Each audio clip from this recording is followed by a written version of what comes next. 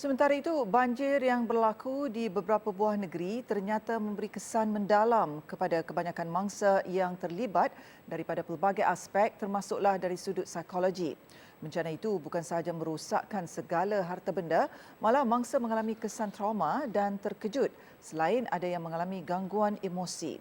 Wartawan Abdul Rahman Kunyu yang cuba mendalami perasaan mangsa banjir ada perinciannya.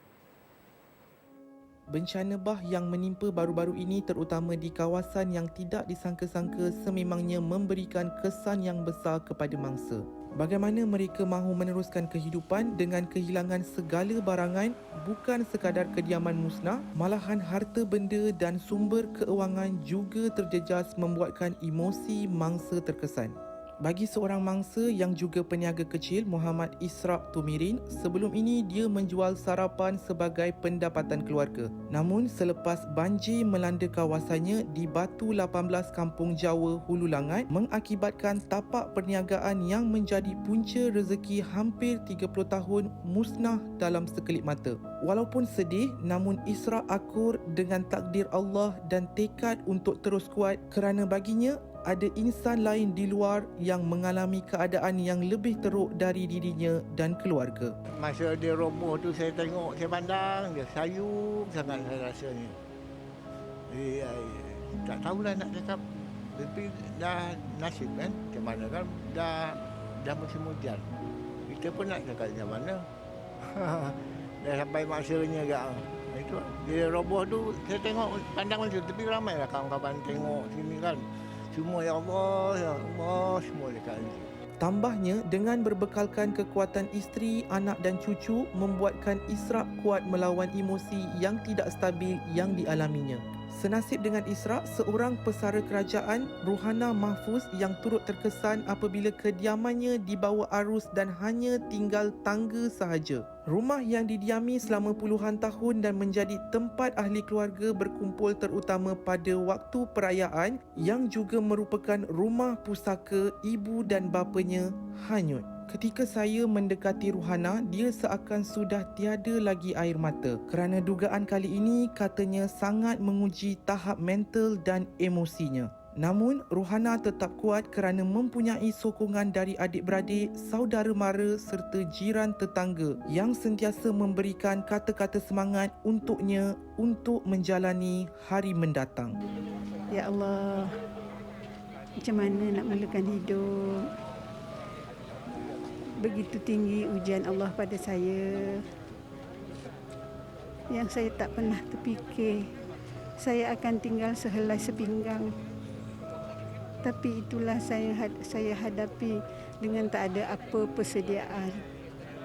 Hanya yang ada Allah sahaja. Dialah yang membimbing saya. Cuma saya rasa saya tidak habis segalanya. Saya ada lagi fikiran yang waras. Allah ada bersama saya. Ketika itu saya mula baca Quran pun saya tak boleh baca. Saya kata kenapa?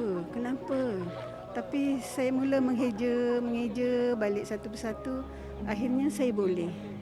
Jadi kat situ saya rasa saya boleh bangun semula perlahan-lahan. Sementara itu, pakar psikologi kaunseling Fakulti Pengajian Pengurusan Pertahanan Universiti Pertahanan Nasional Malaysia UPNM, Profesor Datuk Dr. Muhammad Fazil Cikdin berkata, manusia normal yang mengalami bencana sememangnya akan terganggu emosi. Ia akan menunjukkan rasa sedih dan fikiran yang bercelaru membuatkan mereka sukar untuk berfikir.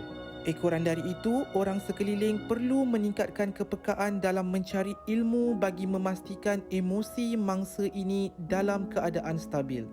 Kalau dapat, yang paling baik adalah untuk kita berkongsi dengan orang yang lain. Sebab apa? Sebab pada ketika ini fokus adalah kepada diri kita terlalu dalam. Hanya orang luar saja yang akan dapat melihat kesedihan kita.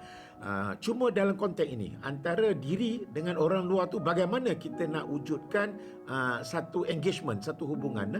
Di sinilah kita kena bersedia untuk nak berkongsi. Kita pergi mencari orang kerana bantuan ada dekat luar sana.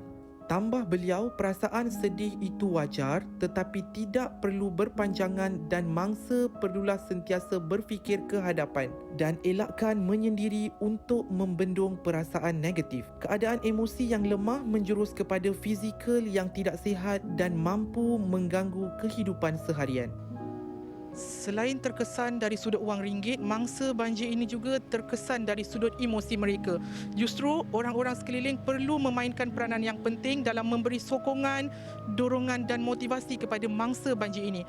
Perkara ini nampak ringan untuk kita tetapi sangat berharga buat mangsa banjir ini. Abdul Rahman Kunyo, Berita Al-Hijrah.